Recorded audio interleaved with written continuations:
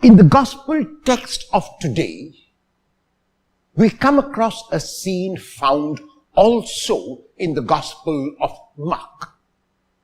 It is where Jesus, who is popular, who has worked numerous miracles, who has shown his talent for making things simple for unlettered people in parables, comes to his hometown.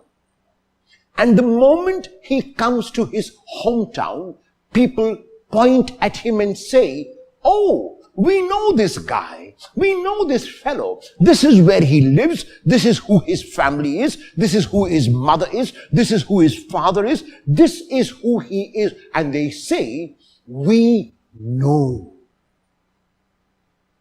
Now that statement, "we know," prevents them from experiencing him.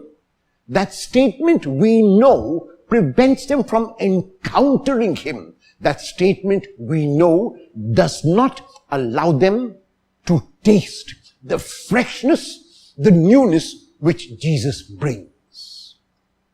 What is even worse is that after they say they know, they take offense at Jesus. And why did they take offense at him? Because they said that he is from this small village. Because they said he is from this particular place, and everyone from this place has to be on the ground. They cannot fly high into the sky. They must remain like chicken. They cannot be like eagles flying. That is why they take offense at him, because he has become so popular. And their question is, how can someone from our village become so popular? How can someone from our village do such stupendous deeds? How can someone from our village have such eloquence when he speaks and when he acts? No, it cannot be a person from our village, because the persons from our village have to really be on the ground and not fly high in the sky. And the response is that Jesus could not do many mighty works there. The people of his hometown restricted Jesus completely. It is often the case when we look at people and we place restrictions on them. When we look at people and decide what exactly they are capable of. When we look at people and restrict their flying high into the sky. If we do that, we are being like the townspeople of Jesus. Sometimes you hear people say, "How is it that you're so bright? How is it that you're so good? How is it that you're so talented?" Meaning, I never expected you to be so bright or so good or so talented. When we do that, then we are placing a limit on the person to whom we are speaking. And this happens sometimes in families when there is comparison between two children. The mother or the father would say, "Look at your brother," or "Look at your sister." Comparisons are odious. We need to accept that each one of us is unique. We need to accept that each one of us is special, and more importantly, we need to accept that each one of us can fly high into the sky. When Jesus saw Peter, he did not see a denier. He saw a potential disciple. When Jesus saw Judas, he did not see a betrayer. He saw a potential disciple.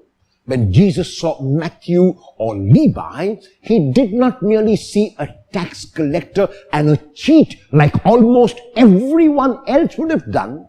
He saw a potential disciple and an evangelist. When I go to a new place, people ask me two questions. The first is, "Father, what is your name?" And the second is, "Where are you from?" I answer the first question by telling them my name, but to the second question, I point heavenward. And their response to me is, yes, Father, we know all of us are from heaven, but where are you from? And again, I point heavenward, and I look at them when I'm pointing with a stare to say, that is enough.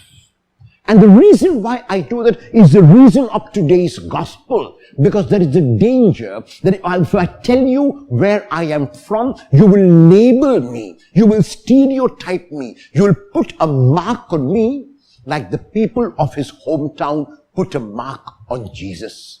The consequence was that Jesus was unable to respond to this. The consequence was that Jesus was unable to reach out to the numerous who needed help, because Matthew will tell us that he did not do many mighty works there because of their unbelief.